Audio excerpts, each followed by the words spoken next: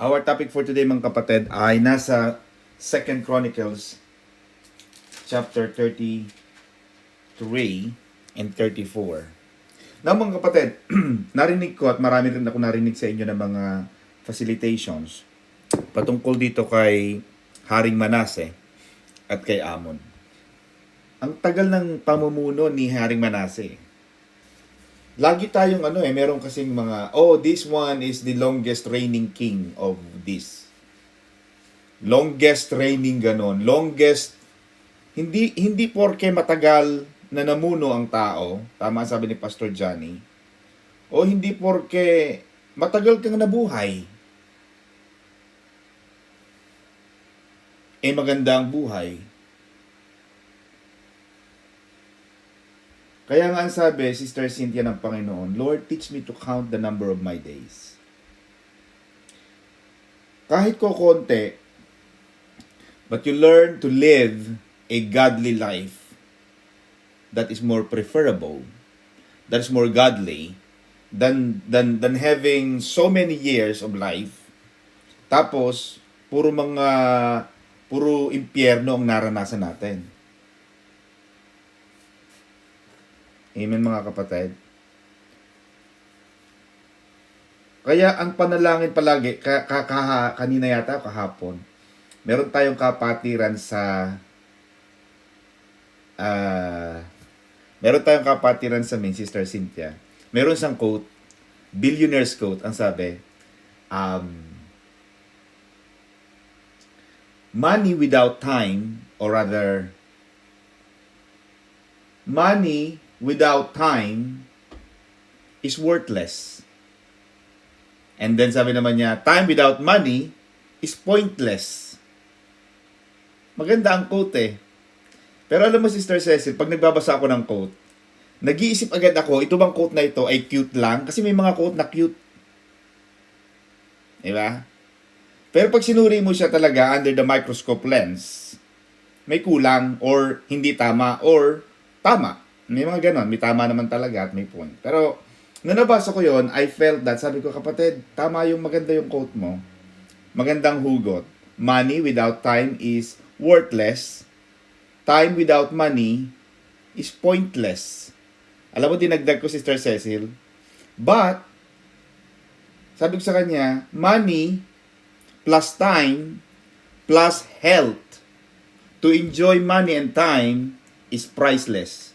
Dinagdagan ko. Why? Kasi minsan mahaba lang ang buhay pero hindi naman nag-i-enjoy.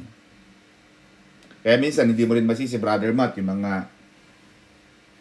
mga tao na yung kanilang family member buhay nga. Pero Sister Cecil, nagpapagana na lang yung electric machine. Pag tinanggal mo yung plug, patay na rin yung tao. Gulay na. Yan bang gusto natin? Kaya, do you need long enough? Kaya ang tanong ko rito mga kapatid is, kailangan ba natin na, ako kasi mas gusto ko yung mahabang buhay, Brother Matt, na sumusunod na sa Diyos.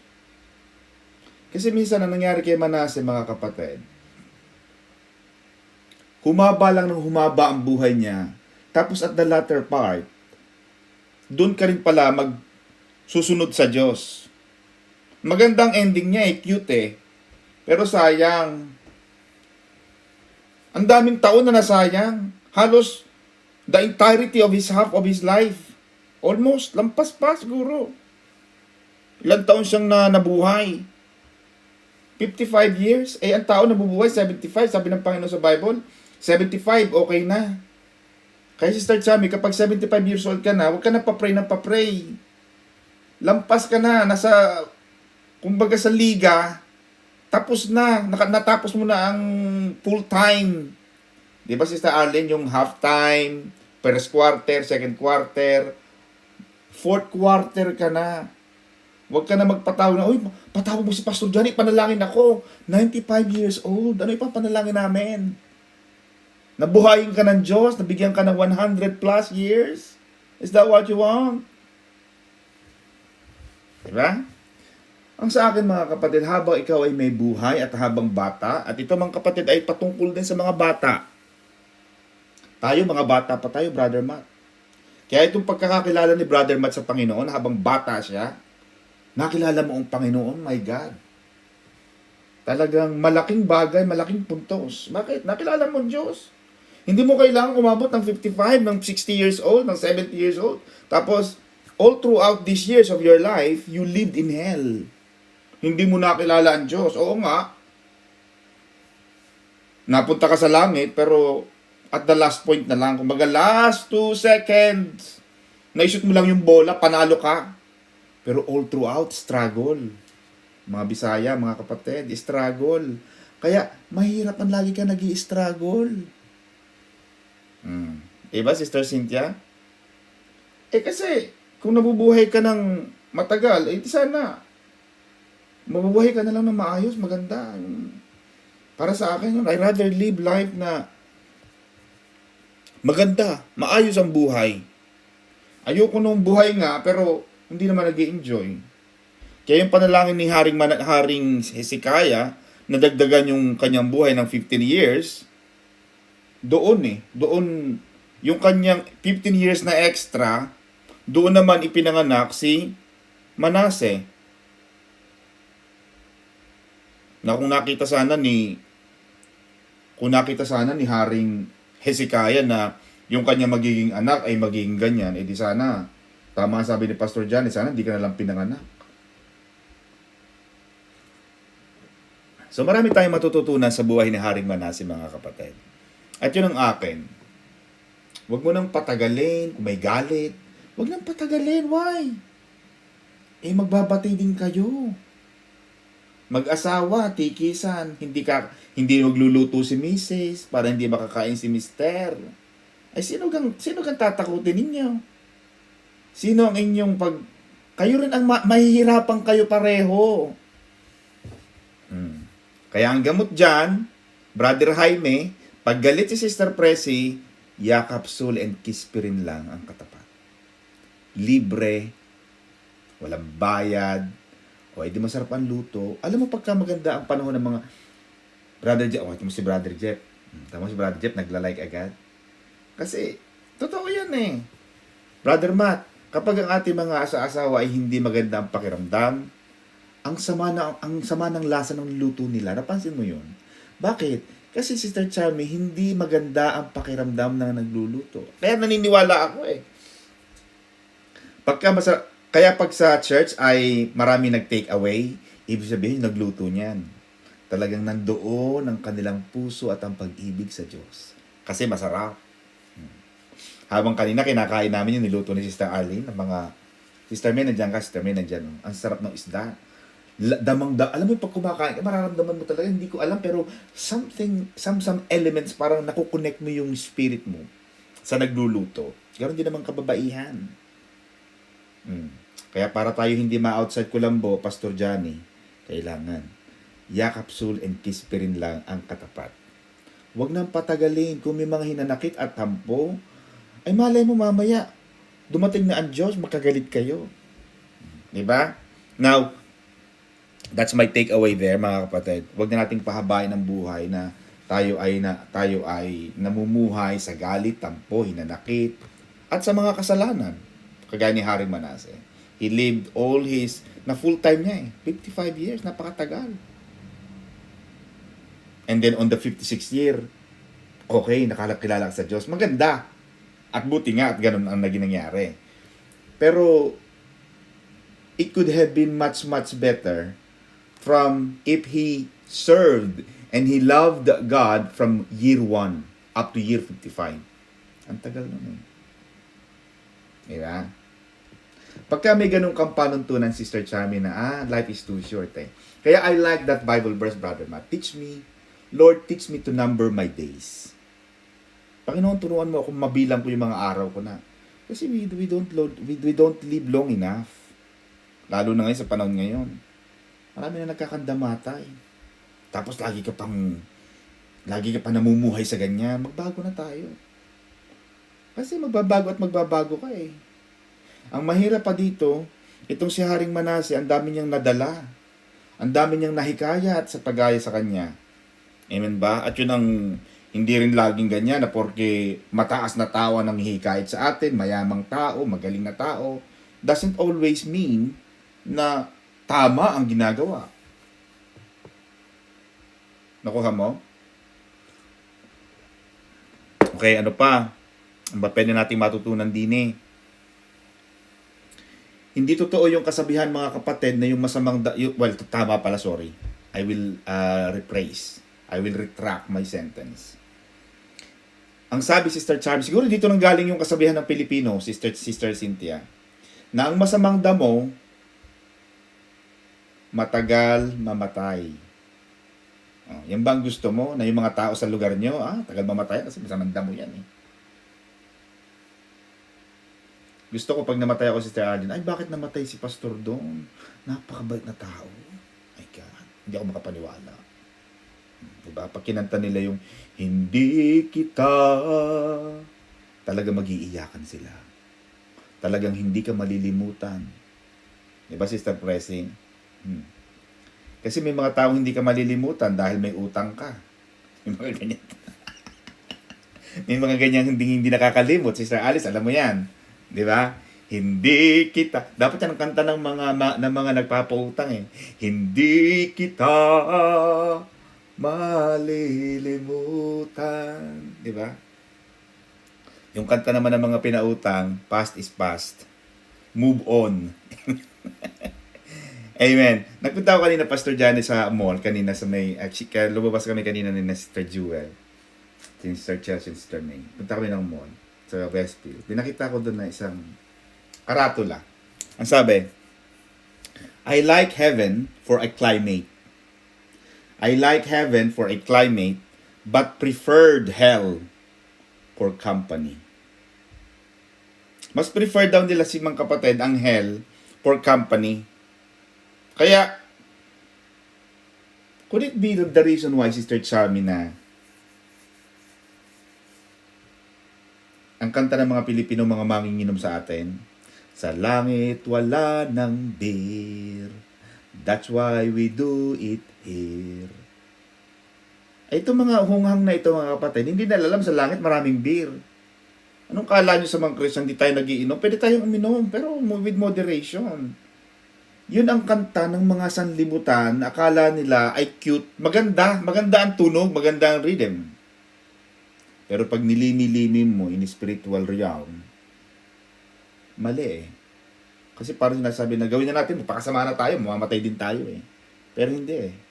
Sa langit mga kapatid, in heaven, there will be an eternal joy, an eternal happiness, an eternal praise and worship with our God. Mas masaya mga kapatid sa langit. Palakpakan natin ng Lord mga kapatid. Huwag kayong maniwala sa mga cute-cute na kanta na sa langit wala ng beer. Anong sa langit wala ng beer? Mas maraming inumin sa langit. Pipili ka ng iba't ibang mga inumin. Masasarap na pagkain. Ay tama. Maaaring sa impyerno wala ng beer. Dahil doon, ano ang sabi ng Bible ng Book of Revelation, Sister Arlene, na habang buhay na apoy at init. Sobrang init. Bakit? Paano natin malalaman na mainit? Kasi yung namatay si Lazaro, tsaka yung matandang yung lalaking mayaman, namatay siya. Sobrang init. Oh.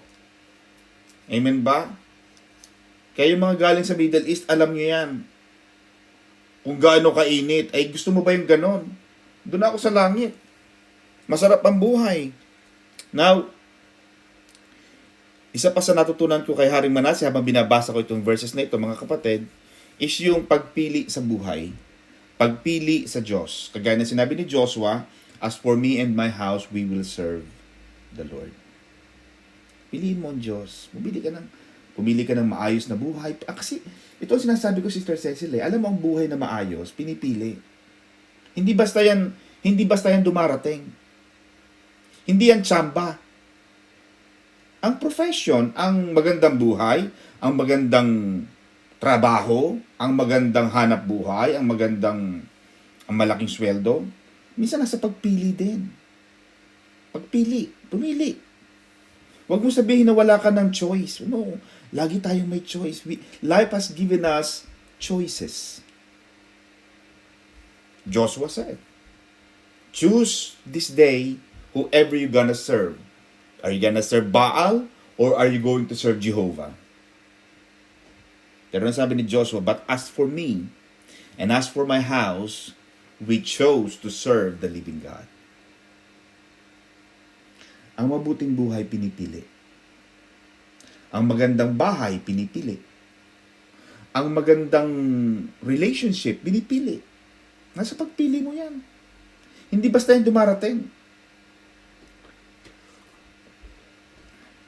Kaya sabi ng Bible, Brother Matt, life and death is in the power of your tongue.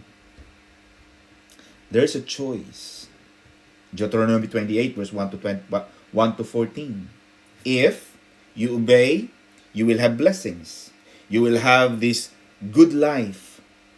Deuteronomy 28 verse 15 onwards. If you don't, curses will take over. Curses will come upon you. Nasa pagpili. Kaya lagi ako dun sa pagpili na magandang buhay. Piliin mo yung magandang buhay. Choose life. Ito nangyari kay Haring Manase ay salamin ng ating buhay. It's time to choose life.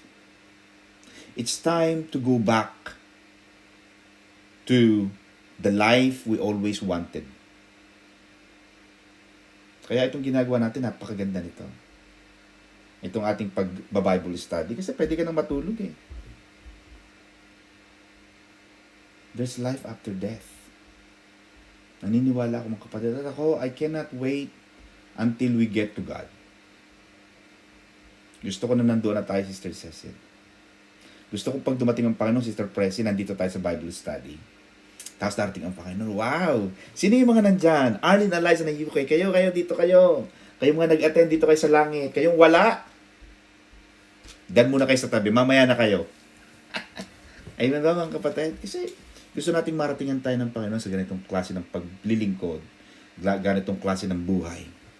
Amen mga kapatid. Yun ang mga natutunan ko sa pagbabasa sa buhay ni Haring Manase. Bagamat siya nga ay sinasabing may dugo o may tinatawag na alibughang dugo o yung the blood of the monarchs or the king and queen's blood, pero wala sa kanyang puso ang espiritu at pagmamahal na kagaya ni Haring David. Amen. Marami siyang ginawang mali. Yung mga sinira ng daddy niyang si Hezekiah, ng mga Diyos-Diyosan, binalik niya uli. Amen ba mga kapatid? Ginawa niya. Sinira na nga, ibinalik uli. Alam mo, minsan yung mga ganyan, minsan kasi hindi mo rin alam kung ito ay lack of, kaya mahalaga kaya kita mo, sabi nga kanina sa ating Bible study sa Manila kanina, Solomon asked God for knowledge and wisdom. Importante ang karunungan. Sa karunungan, mga kapatid, yayaman ka, gaganda ka, babata ka. Pag marunong ka ha, kaya maganda ang marunong. Itong si Manase, hindi natin alam if he had proper teaching. Kasi napakabata niya para mag-reign. Wala siguro siyang advisor. And even if he had, pero he continually annoyed and did evil in the eyes of the Lord. Ginawa niya ulit ginaya niya yung mga ginawa ni Ahab. Nagkaroon pa siya na ipinatayo niya pa yung mga at sinamba yung images ni Baal at ni Asera. Ito ang sinasabi ni Sister Cynthia kanina, mga kapatid. At hindi natin maisip bakit. At tayo mga kapatid ngayon ay mulat na dito. Pero hanggang ngayon, Sister Arlene, pag dumating ang Semana Santa, marami pa rin na nung lumabas yung Quiapo, yung Nazarene, Black Nazarene sa Quiapo, nagpapatayan ng mga tao, nagtutulakan ng mga tao, mahawakan lang si Black Nazarene.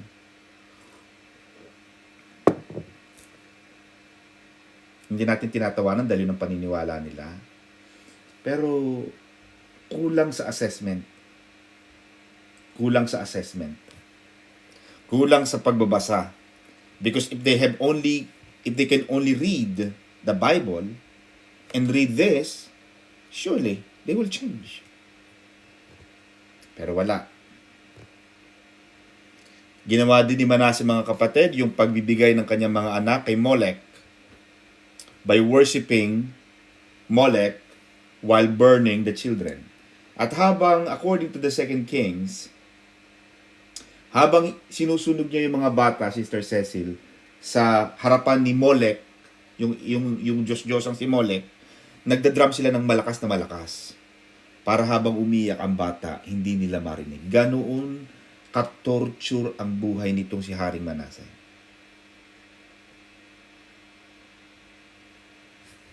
I don't understand. Why? May mga taong gano'n, kahit turuan mo, kahit alam nilang mapapahamak sila, ayaw nilang magbago. Magtataka ka. May mga Pilipinong gano'n, mas gusto nila sa mga fixer. Ayaw nilang makipag-usap, ayaw nilang pumunta doon sa DFA, sample, passport. Hindi sila pumunta sa DFA, pumunta sila sa fixer, hanap sila, sino rito ang may kilalang fixer? Tapos pag naloko, magreklamo, ay sino pa nagpaloko dyan? Bakit kasi naghahanap? Kasi pag hinanap mo ang fixer, talaga makakakita ka. Minsan kahit na mali, pero kasi mo sa kanyang mali, pero ang tao ay magbago. Kaya napapahamak. Ano pa sabi dito, mga kapatid? But on the verse 10 to 11, ito na yung mahaba at matagal na masamang paghahari nitong si Haring Manasseh. Tinalo ng Panginoon si Manasseh. Kasi bakit matagal? Lord, ba't ang tagal-tagal mo pang hinayaang mabuhay ito si Manasseh? Binibigyan ng Panginoon ng chance. Diba? Kaya minsan pag nabubuhay tayo, hindi porke nabuhay laging tama. Minsan binibigyan ka lang ng Panginoon ng pagkakataon para magsisi ka. Para bumalik ka sa Kanya. Papaluin ka ng Diyos pagka talagang mali. Dito lang sa UK, hindi talaga tayo pinapayagang mamalo. Pero sa Pilipinas, usong-uso yung palo. Sabi nga nila, Sister Cecil, bata pa lang tayo, kami ni nanay, may prat na. Alam mo, may fraternity na. May hazing na kaagad. Anong bantay bata? Halika rito! Walang bantay-bantay bata doon. Ang bantay sarado ka, bugbog sarado ka. Kaya ang mga bata noon, takot. Ngayon, hindi. May mga magulang takot na sa anak. Susumbong kita sa bantay bata. Kaya, may mga bata lumalaking walang tamang ugali. Walang moralidad. Walang magandang asal.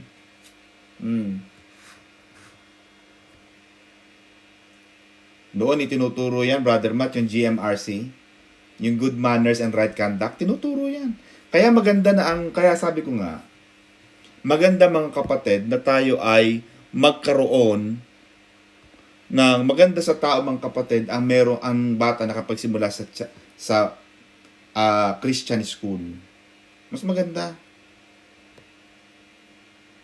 na ikaw ay nasa Christian school kasi natuturuan ka. Alam mo ba doon sa Maranatha, di ba meron tayong school, yung Maranatha Shekinah Christian School natin? Ito, natutunan ko lang to sa kanila.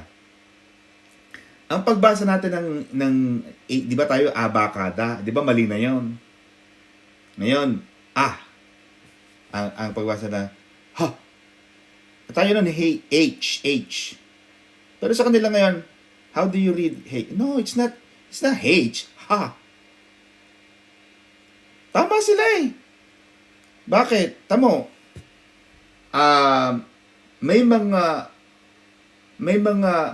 pronunciation tayo na mali. For example, sa Alice to. A. Sabi na A.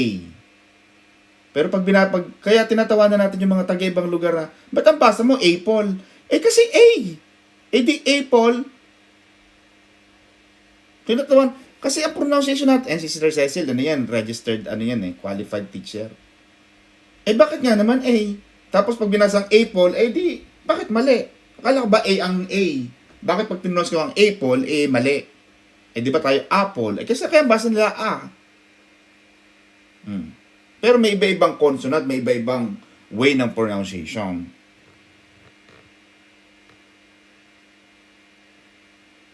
H. Pero ang pronounce natin sa hospital, ho. Lagi ha. Lagi may hangin lumalabas, di ba? So, mga kapatid yan ay mali ang nagkaroon sila ng itong si Haring Manase mga kapatid ay hindi nakinig. Tama, may pinapalo ng Panginoon mga kapatid. Kaya pag kayo ay medyo nasasabihan ni Pastor Don, ni na Bishop, ni na ating mga pastor, huwag kayo magagalit. Pag medyo tinatapi kayo kapatid, bakit ganyan ang ano mo? Ang ugali mo parang hindi yata tama. Huwag kang magagalit kasi kung hindi ka naman namin mahal, ay bakit ka naman namin sasabihan? Hindi na ako mag-a-accept pa ng panahon sa'yo. Bahala ka sa buhay mo. Pero the fact na nag-i-invest kami ng time para sa'yo dahil mahal ka namin at gusto kitang matama. Pag napapalo kayo, huwag kayong maging mag-al sa balutan na parang si Dora. Parang Dora Christian. Lagi may dalang, yung jet skirts na yan. Ano magagawa mo? Eh, ganun talaga.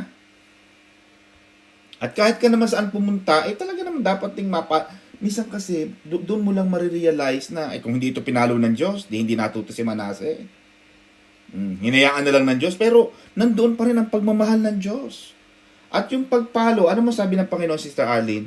Minamahal ng Diyos ang kanyang mga anak na pinapalo. O kung hindi ka mahal ng Panginoon, hindi ka niya papaluin, bakit pa? Pero mahal ng Panginoon. Naawa ang Panginoon kay Manase. The Lord spoke to him. Pwede namang hindi na, pwede nang patayin na lang siya, Sister Alice, bumuka na lang ang lupa. Total, masama ka naman Bakit niya pa naman patatawarin ng Panginoon? Walang obligasyon ng Panginoon na bigyan siya ng warning at itama siya. Wala namang obligasyon ng Panginoon. John 3:16 is correct. For God so loved the world that He gave His only begotten Son, that whosoever believes in Him. Hindi sinabi ng Panginoon na, ikukorek ko kayo, sabi ko sa'yo, mali ang ginagawa mo. Walang warning. Pwede siyang patayin kaagad ng Diyos. At pag pinatay siya ng Diyos, fully justified ang judgment ng Panginoon. Justified, tama lang. Buti nga sa'yo. Pero hindi Sa gitna ng kanyang katigasan ng ulo, sa gitna ng kanyang pagsalangsang, kinausap siya ng Diyos. Pinalo siya ng Diyos. Diba? Ganon din tayo, tama sabi ni Pastor Johnny. Pag ikaw ay kinakausap, ay makipag-usap ka ng maayos. Huwag yung matalas ang dila mo. Anong pakialam mo? Huwag kang ganun. Huwag bastos, mga kapatid. Kailangan makinig. Kasi kaya tinatama ka. At hindi ka para ipahiya. Para ikaw ay matuto. Para tayo ay matuto. Kasi sa bagay nga, malalaki na tayo. Pero minsan, alam mo yung kahit malalaki na tayo, matatanda na tayo, dapat alam talaga natin ang tama at mali. Pero it also gives us guidance. Lalo na kung ang kausap mo ay mas marurunong, mas maka-Diyos, mas mabuti, hindi yan magsasalita ng bagay na ikasasama mo. Amen? Ano pa ang sabi rito mga kapatid? Bagamat si Haring Manase ay sinabihan at ang mga tao, hindi sila nakinig. Yan ang sinasabi ko. Kaya may mga tao na, dito kayo pumunta. Mas gusto nila yung mga naluloko sila. Gusto nila napepeke sila. Ayaw nila nung masabihan ng tama. Hindi pa rin nakinig. Therefore, masama nang ginawa niya. Sinabihan na siya ng Diyos, binardingin na siya. Hindi pa siya nakinig. Sister Mercy. Therefore, ito na. Maghintay ka. The Lord brought upon them the captains of the army of the king of Assyria. Mismong Hindi demonyo ang nagdala sa mga kalaban, Sister Cecil. Hindi demonyo ang nagdala sa mga kalaban para lupigin at parusahan, ipahiya, humiliate itong mga si Haring Manasseh at ang mga tao niya. Mismong Diyos ang nagdala ng kalaban para talunin sila. Kasi hindi ka naman nakikinig eh. Para bigyan siya ng judgment. Kasi kung lagi maghahari ang masasama, tapos walang judgment, then walang justice. Diba? Then, mananaig ang kasamaan. Kaya kailangan parusahan. Kaya yung Bilibid Prison, Sister Alice, tinatawag na correctional. Yung mga kulungan, di ba, nakalagay, correctional facility. Hindi naman sinasabing prison, wala namang ganun eh. Bilibid Prison, pero ngayon, binaltan yon, Bilibid Correctional, ikinu-correct. Para hindi pamarisan, para magkaroon ka ng, bakit walang cellphone, Sister Alice, sa mga kulungan? Hindi lang para makapag-text ka sa outside world. But more than that, Sister Mercy, para magkaroon ka ng realization. Magkaroon ka ng tinatawag na parang retreat. Di ba ng mga bata tayo, nagre-retreat tayo, punta tayo ng Tagaytay. Titing ka sa malayong lugar. Magkakaroon ka ng parang peace. Kakaroon ka ng di ba? Para magkaroon sila ng realization sa mga ginawa nilang mali. At makorrect. And then, verse 12 to 13, mga kapatid, nagkaroon ng pagsisisi naman itong si Manasseh. Ito yung sinasabi ko kanina na, sayang. Maganda sana, pero kung matagal-tagal at mahaba ang iyong paghahari, naging mas masaya ang buhay, fulfilled and happy life. Ako mas gusto ko yon. Yung habang bata ako, nag-i-enjoy tayo sa buhay. Kaya tama sinabi ni na Brother Matt. Tama ang ginagawa ni na Brother Matt, ni na Brother Ben. Yan. Brother Ben, I can see you. Brother Ben Cruz, ingat ka sa pagmamaneho, kapatid. Ingat, kapatid, sa iyong pagmamaneho at pagpalain ka ng Panginoon na ikaw ay nakikinig habang ikaw ay nagmamaneho.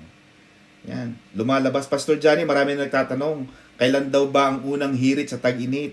Kasi marami ng init na init, marami ng init na init. Kaya ang iba, kanya-kanya na lang. Sige, magkakanya-kanya na tayo. Ako'y pupunta sa next week, ako hindi mag-iimbita. Hindi, pero sinasabi ko lang, kapatid, maganda na ikaw ay nag-i-enjoy sa buhay. Habang bata, Sister Arlie pupunta ng Canada, Amerika, Sister Cecil sa Canada, yung iba sa Canada, sa Canada lang kayo.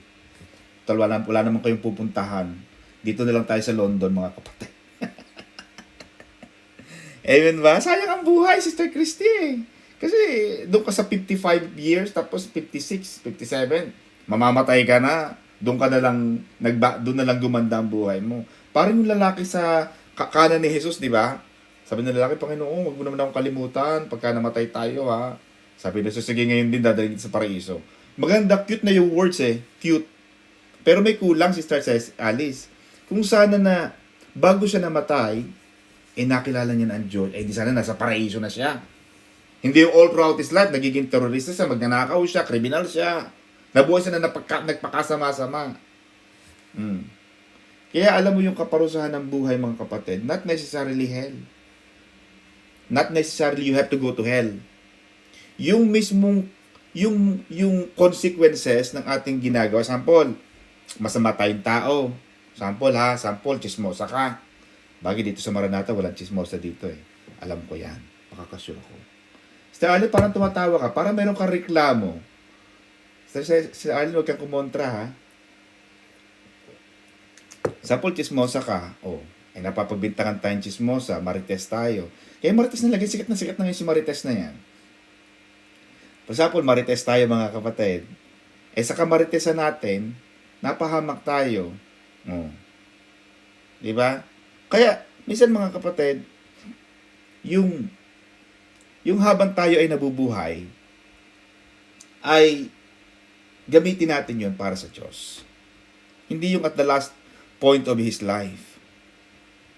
Ayoko yun. Gusto ko habang buhay, habang bata tayo, nag-i-enjoy. Ano ba tayo ngayon? 40, yung iba naman 50. Meron ka pang 20, 25 years na natitira. Yung 25 years na yun, i-enjoy mo na. Kasi madali na lang yun, napakabilis na ng panahon. Di ba? Minsan yung 3 years, mabilis na lang yun. I-enjoy na natin yan, Pastor Johnny. Total, mainit na. Maya-maya, Mayo na. O maghano na tayo, Brother Matt. Ano, meron na ba tayo dyan? Meron na tayong pupuntahan dyan. Baka naman pwede tayong pumunta. Amen ba, mga kapatid? Kasi gusto natin i-enjoy. At yun, mga kapatid. Huwag nating hintayin yung end of our lives, tapos doon tayo mag-i-enjoy. Habang bata, mag-enjoy. Kasi yung iba naghihintay ng tamang pagkakataon, saka na ako mag-enjoy pagka ganito, pag nakaipon na ako. Nakaipon? Hello? Paano kung hindi ka makaipon? Ang naiipon mo lang, remittances, remittance slip. Hindi ka na nakapag-holiday. O for example naman, nakaipon ka, Sister Arlene. Nakaipon, ha? Okay na, pagpalbagin nakaipon sa paluwagan. O, sige na. Pero kung kaya ka naman nakaipon, pagdating mo naman ng 60, 65, doon ka naman naipon ka na, tapos hindi ka na makalakad. Marami ng bawal. Naku, bawal kumain ganito, matamis, may diabetic. Bawal kang kumain ito kasi ganito ka. Pilay ka na, hindi ka na makalakad, hilahod na ang paa mo. Paano ka pa mag-i-enjoy? Hindi mo na maakit ang Edinburgh. Kasi itutulak ka na sa wheelchair. O kung ikaw ay nakakalakad pa, hiking ang labas. Diba? Habang bata, mag-enjoy. Ito ay tinuturo ng Panginoon dito eh. Last mga kapatid, itong si Haring Manasseh, when he was in affliction, he implored the Lord his God. Kailangan pang dumating sa sukdulan ng buhay bago tumawag sa Diyos. Di yan. Buti nga, nakaabot ka pa dyan eh.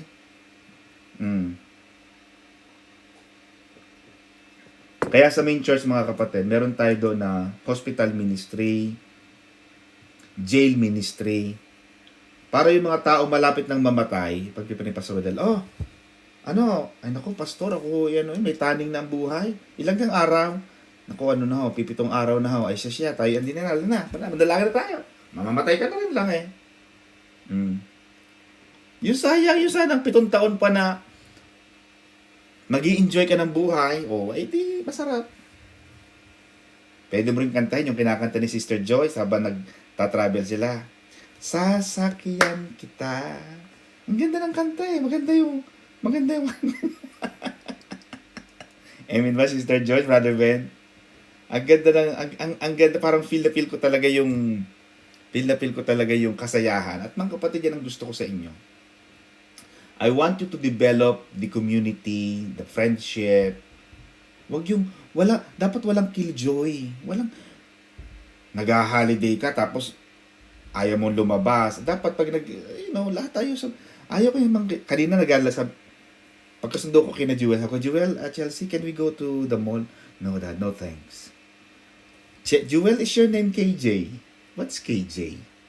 It's killjoy, Amen? Dapat walang killjoy. Kasi pag may killjoy sa grupo, yung iba tuloy mas malungkot. Diba, Brother Matt? Kaya dapat isama mo si Brother Matt. Yan namang hindi killjoy. Brother Matt, si Brother Pastor Johnny, Sister Arlene. Yung mga yan, walang killjoy. Pag may nakasama kang suubod ng kulitis, naku, ang hirap. Mag-enjoy, mga kapatid. At yan ang gusto natin ma-develop. Kaya, Brother Matt, by May, hopefully, meron tayong pupuntahan. Amen? At ito, dumating nga sa mga kapatid, when he was in affliction, he implored the Lord. You see, mga kapatid, maraming ginagamit ang Panginoon eh. Minsan ginagamit ng Panginoon yung ating mga sakit. Kaya pag may naramdaman ka na, Sister, for example, may naramdaman ka, masakit ang batok, huwag ka agad uminom ng painkiller. Magpa-check up sa doktor. Kasi may mga sign na yan, it may be that God is speaking to you. Diba? May naramdaman kang hindi maganda sa iyong dibdib. Magpa-check sa mga kababaihan. Baka kinakailangan. Kasi God speaks as well and shouts at us in our pains. Nagsasalita ang Diyos sa ating mga nararamdaman. Amen, mga kapatid? At when God spoke to him in the midst of his affliction, yung sa kanyang mga nararamdaman, sa kanyang pagdurusa, nung naramdaman ni Haring Manasseh na nagdudusa na siya, nasasaktan na siya, narinig niya yung pagsasalita ng Diyos. He listened to God. At bagamat maganda rin yun nga, but again, dun pa rin ako sa makinig na tayo habang maaga. Habang maaga. Para mag-enjoy. Listen to God. At ibinaba niya ang kanyang sarili sa Panginoon. Nagkaroon siya ng humility. Ibinaba. Kasi parang si Haring Manasseh mayabang, yumabang eh. Kasi nga hari siya eh.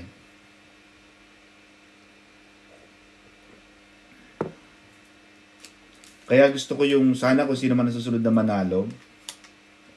Of course, President Duterte will not be perfect and nobody will be.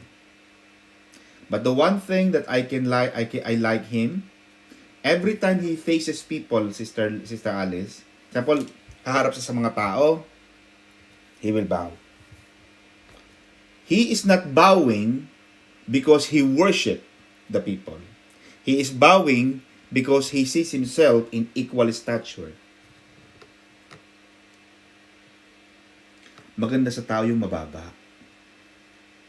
Maganda sa tao yung simple lang. Hindi mayabang. I always believe, Sister Cecil, a private life is a happy life. A private life is a happy life. Pag ang buhay mo ay palaging nasa Facebook, lahat ng ginagawa niyo mag-asawa, lagi nasa Facebook. According to research, hindi masaya.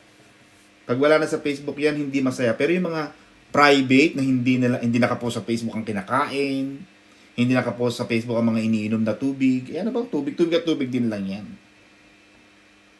Yun ang masasaya. A private life is a happy life. A humble life is a good life. Mababa. Ay, buti ka pa, Arlene, mayaman ka na. Nakapurihin ng Panginoon. Glory to God. Humble. Itong si Haring Manasseh masyadong mataas. And it shows that, it implied that he was a man of pride. Galit ang Panginoon sa mga taong ma-pride. Mababa na lang. Sorry na. Hindi nakakabawas yon. Hindi nakakabawas ng pagkatao yung pagsusori, pagpapakababa. Kaya mapapansin mo, Sister Alice, bakit hindi pinatawad ng Panginoon si Satanas? Pwede naman niya patawarin si Lucifer eh. Para walang gulo sa daigdig. Pero si Lucifer hindi siya humingi ng tawad sa Diyos. Wala kang mababasa sa Bible na nagrepent si Satan o si Lucifer. At hindi sasabihin ng Panginoon sa'yo na magrepent ka.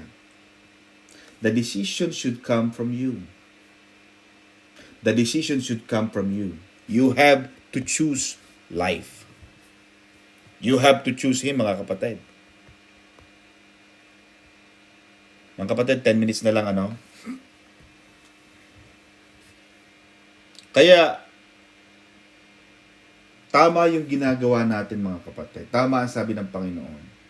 Na ang bata dapat tinuturuan. Tinuturuan. Ng tamang asal. Tinuturuan ng mga tamang gawin. O, ikaw, ganito. Kaya ako, mga kapatid, gusto kong maging tama ang anak ko eh. Kasi ayokong lumaki sila na bastarda, walang modo, masamang ugali. Bagamat hindi natin pwedeng i-predict ang kanilang buhay in the future, pero habang bata, i-train natin. And the Bible confirms that you have to train up a child in the way he or she should go. So that when he is old, he will not depart from it. Itong si Manasseh, maaaring walang training si Haring Hezekiah. O maaaring may training, pero ganito pa. Buti na lang may training. At kahit may training na, pero hindi pa rin siya sumunod sa Diyos. Bagamat at the end of his days, he repented and served God. Pero huli na. Sayang. Ako nangihinayang ako sa buhay niya. But anyway, having said that, dahil sa kanyang pagpapakababa, sa kanyang pain, sa kanyang misery, nung tumawag siya sa Panginoon, sumagot pa rin ang Diyos. Naawa ang Panginoon at muli siyang ibinalik sa Jerusalem. Nagpakababa siya, mga kapatid. And in last 14 to 17 ng chapter, ating chapter ngayon, 33, he took away the foreign gods and idol from the house of the Lord. Kasi ang ginawa niya, Sister Arlene, parang dinala niya si Black Nazarene, dinala niya sa Jerusalem, pinagtabi niya ang Diyos-Diyosan at ang totoong Diyos. Ganong kasama nun. Diba? Imagine mo na lang, Brother Ben, yung naglagay ka ng dalawang babae sa tabi ni Sister Edna. Sa picture ni Sister Edna, tinabihan mo ng isa pang babae, talagang mapapatay ka ni Sister Edna. Yari ka. Diba? Bastos walang galang. Ito ang ginawa ni Haring Manase. Tinabihan niya ng Diyos-Diyosan ang dambana ng Diyos. Ganong kakalapastangan, mga kapatid. Ganong kagarapal itong si Haring Manase. But at the end of his life, Sister Pressy, he took away the foreign gods and the idol from the house of the Lord. Yung ginawa niya, tinama na niya. Ay, mali pala, sorry. Pero matagal na yon at nasa end na siya ng buhay niya. Ang sabi pa rito, mga kapatid, he built up built a wall naglagay siya ng wall. He built a wall outside the city of David on the west side of Gihon in the valley as far as the entrance of the fish gate. And it enclosed Ophel. So sa pagpapakababa at pagsisisi nitong si Manase, nagkaroon siya ng tamang pananaw. Nag-build na siya ng wall para maprotektahan ang kanyang kaharian. At yung security ng mga tao. At yung kingdom of Judah. Maganda yung ginawa niya. Kasi dati wala siyang pakialam Wala siyang pakialam na ano mangyayari sa inyo, bahala kayo dyan. Ngayon, naglagay na siya ng wall. Nagkaroon siya ng tamang pananaw.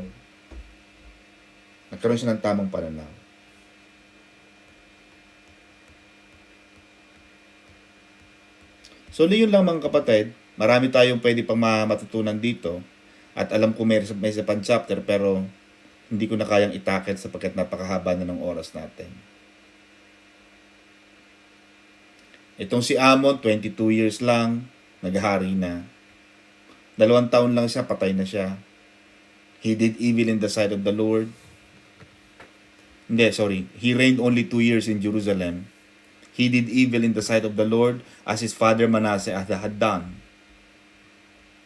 You see, mapapansin mo, Sister Arlene, yung pagsulat kay Manasseh, ang naalala yung maraming masasama. Hindi yung latter part na ginawa niya maganda. Yun ang sabi ng Chronicles. Yung Chronicler, sila nagsusulat ng buhay, talambuhay ng mga hari. Autobiographer siya.